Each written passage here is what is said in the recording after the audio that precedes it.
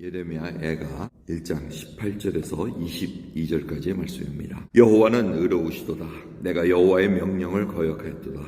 너희 모든 백성들아 내 말을 듣고 내 근심을 볼지어다. 나의 처녀와 소년들이 사로잡혀 갔도다. 내가 내 사랑하는 자를 불렀으나 저희가 나를 속였으며 나의 제사장들과 장로들은 소송시킬 식물을 구하다가 성중에서 기절하였도다. 여호와여 돌아와 보옵소서. 내가 환난 중에서 마음이 괴롭고 마음이 번뇌하오니 나의 패역이 심히 크미니이다. 밖으로는 칼에 살육이 있고 집에는 사망 같은 것이 있나이다. 저희가 나의 탄식을 들었으나 나를 위로하는 자가 없고 나의 모든 원수가 나의 재앙을 들었으나 주께서 이렇게 행하심을 기뻐하나이다. 주께서 반포하신 날을 이르게 하시리니 저희가 나와 같이 되겠나이다. 저희 모든 악을 주 앞에서 나타내시고 나의 모든 죄악을 인하여 내게 행하신 것 같이 저희에게 행하옵소서. 나의 탄식이 많고 나의 마음이 곤비하나이다. 아멘. 예레미야 애가는 예루살렘 성이 무너지고 함락되고 사람들이 포로로 잡혀가고 온 집안마다 다 초상 치르는 그러한 일들을 봅니다. 하나님이 계셔서 보호해 줄 줄 알았던 그 예루살렘 성이, 그 성전이 모든 것들이 무너지는 걸 보고 안타까운 선지자의 탄식과 고통의 시를 이렇게 저희들이 오늘 봅니다. 네, 그렇게 어려운 상황. 이스라엘 백성들이 당시에 생각은 하나님이 계시는데 설마 우리가 망하랴 그 생각하고 있었습니다. 설마 하나님이 저 하나님을 믿지 않는 저 이방 족속들을 통해서 갈대인들 바벨론 족속을 통해서 우리에게 해를 끼치겠느냐 이 생각이 있었습니다.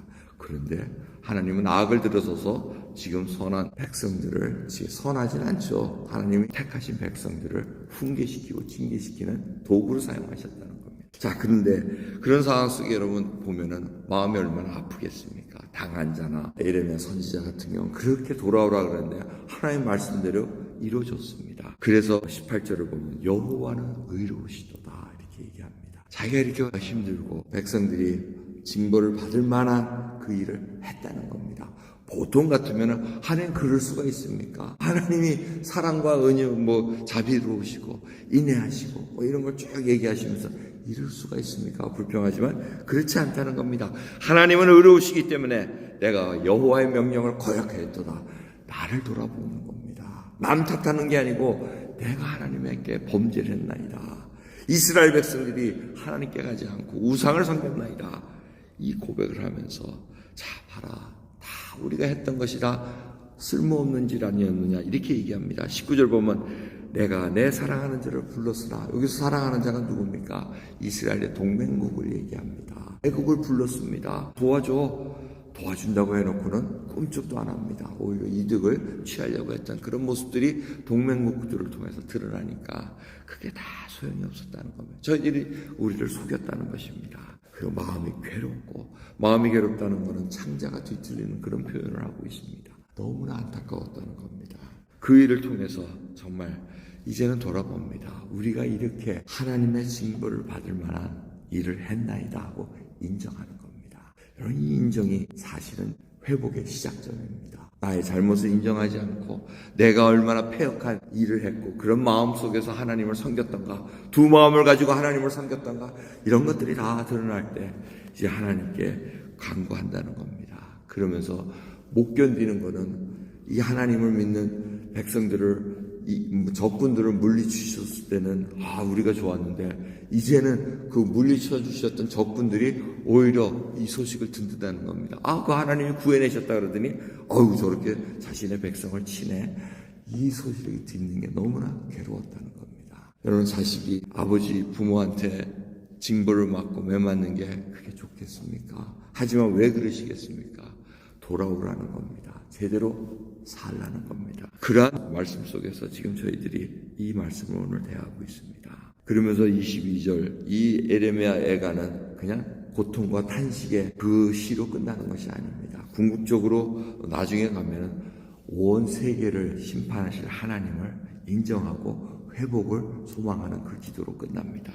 여러분 보면은 22절 보면 저 이방인들도 우리가 당한 것처럼 당하게 하옵소서 이렇게 얘기합니다. 그들도 하나님의 심판을 피할 수 없다는 것을 알고 있기 때문에 그렇습니다. 이건 억가 심정으로 이렇게 해주세요 하고 하는 것이 아닙니다. 하나님의 공의와 하나님의 의로우시다는 그 전제에 아무것도 피할 수가 없다는 겁니다. 누구도 피할 수 없는 하나님의 심판 속에 우리가 살아날 수 있는 길은 오직 예수 그리스도 앞에 피하는 것밖에 없습니다. 예수 그리스도 안 속에서 내가 진정한 평안을 누리고 그분으로부터 진정한 위로를 받을 수밖에 없다는 것을 오늘 다시 한번 생각하시면서 귀한 하루 시작하는 저와 여러분 되기를 소원합니다. 기도하겠습니다. 하나님 감사합니다. 오늘도 귀한 새벽 하나님의 말씀으로 저희들이 얼마나 패역한 자들입니까? 그러면서도 하나님의 은혜를 받고 하루하루 살아감에도 그걸 인정치 않는 저희들의 우매함과 완고함을 용서해 주옵소서. 오늘도 주 앞에 부름드립니다.